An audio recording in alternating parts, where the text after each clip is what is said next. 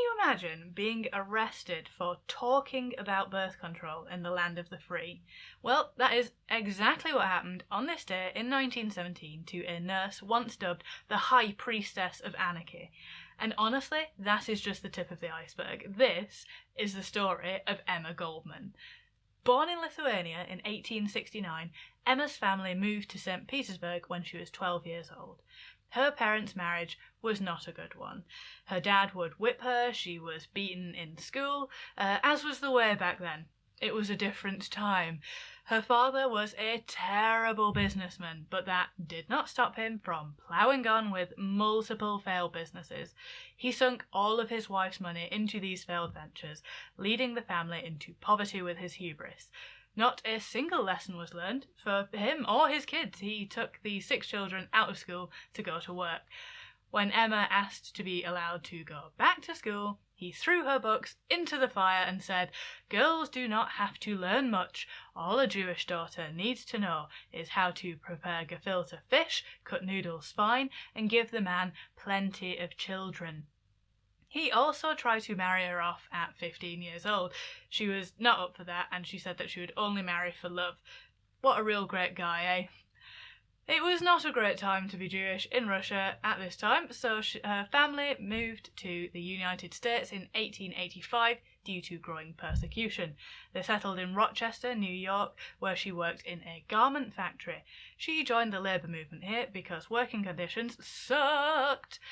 Now, in 1886, there was a labour protest in Chicago. The protest turned violent and the police killed 2 protesters. In protest of the protest, a protest was held the following day. A bomb was thrown, killing 7 police and injuring around 60 others. A group of anarchists were blamed and they were hanged based on unsubstantial evidence in what became known as the Haymarket Affair. Emma saw this happening and she sided with the anarchists. She agreed that any form of government was unnecessary. And as someone who had only ever faced persecution and mistreatment in 3 different countries by this point, you can see why anarchism held its appeal for her. So in February 1887, she married a man called Jacob Kirshner, 4 months after meeting him at her new job. Never rush into things, girls. Their relationship, it didn't work out, of course it didn't. She divorced him after less than a year. Her family kicked her out over this. They considered her behaviour to be loose. See, do you know what? It always gets me when people think that the only successful marriages are the ones that last forever. Like, work through a rough patch, sure, but if it's done, don't waste your life. Draw a line under it and get out of there. That's success. And that's exactly what she did. She moved to New York City. On her first day there, she went to Saks Cafe, which was a popular place for radicals of the time to meet. She met Alexander Berkman there, who invited her to hear the anarchist, politician and newspaper editor Johann Most speak. Most took her under his wing, and it was alongside him that she developed her public speaking and her writing skills. Now, I should say here that Most was pro-violence as a means for change, and I don't advocate for this, but Emma's life had been pretty violent up until this point, so I can see why she would be on board with it. It wasn't that far removed from what she'd always known. In 1892, there was a strike at a steel plant that caught national attention. The strike got messy, and Emma's friend and lover by this point, Alexander Berkman, of Saks Cafe fame, decided that he would kill the factory owner. This would then allow workers to rise up and create an anarchist utopia. The idealism of youth, eh? Emma tried to fund his plan via sex work, but a businessman sat her down in a bar and told her that she did not have the knack for it. She was too astounded for speech and gave up on that line of work then and there. Can you imagine how mortifying that must have been? Oh my god. So Alexander didn't succeed at killing the factory owner. He gave it a damn good go though. He shot him 3 times and he stabbed him in the leg. Alexander was put in prison for 22 years for his efforts, and the factory workers, well, they didn't rise up to create an anarchist utopia. In fact, they beat Alexander up at the scene of the crime, and, everybody just hated the anarchists even more. A year later, Emma was arrested for the first time. This was for incitement to riot. The US was having an economic crisis in 1893. Emma gave a speech to 3,000 people in Philadelphia in which she said, "Demonstrate before the palaces of the rich. Demand work. If they do not give you work, demand bread. If they deny you both, take bread." Despite this being the land of the free, she was put in prison for a year for her words. While she was there, she was interviewed by pioneer of investigative journalism and friend of the show, Nellie Bly. Check out my video on the 25th of January if you want to know more about her. She is an absolute legend. Now, Emma learnt to be a nurse while she was in prison, and she continued her education in this field on the outside.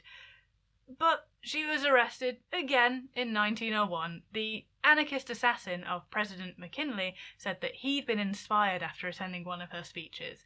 She was let go after 2 weeks due to lack of evidence of her involvement. But the press vilified her. They dubbed her the High Priestess of Anarchy, which is honestly one of the coolest titles I have ever heard. Around this time, she began working in New York's Lower East Side as a midwife. It was here that she concluded that birth control was the only way to secure women's freedom. She began lecturing on how to use birth control, and the authorities did not like that. She was arrested under the Cornstalk Law, which prohibited the distribution of obscene, lewd, or lascivious articles. She chose to spend 15 days in prison rather than pay a $100 fine. And unsurprisingly, when World War I came round, she opposed conscription. She set up the No Conscription League. And unsurprisingly, she was arrested again in 1917.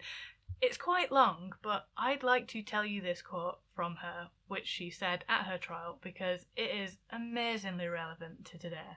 She said, "We say that if America has entered the war to make the world safe for democracy, she must first make democracy safe in America. How else is the world to take America seriously when democracy at home is daily being outraged, free speech suppressed, peaceable assemblies broken up by overbearing and brutal gangsters in uniform, when free press is curtailed and every independent opinion gagged? Verily, poor as we are in democracy, how can we give it to the rest of the world?" She was put in prison for 2 years for opposing conscription. Despite being an American citizen, upon her release in 1919, she was deported, along with 249 others who had ties to radical groups. She spent some time in Russia, even meeting Lenin, but she left when she saw the brutal murder of 1,000 striking soldiers and sailors in 1921. 2,000 more strikers were arrested, many of whom were later executed. She moved to London, marrying a distant acquaintance called James Colton for citizenship on her 58th birthday. She went on to live in France and Canada, dying in Toronto at the age of 70 of a stroke. What an amazing life. I can't say that I agree with her on everything, but I do think that her heart was in the right place, and do you know what? I admire that she stood up for what she believed in, and she never gave in. Thank you for watching. Why not subscribe? And I'll see you tomorrow.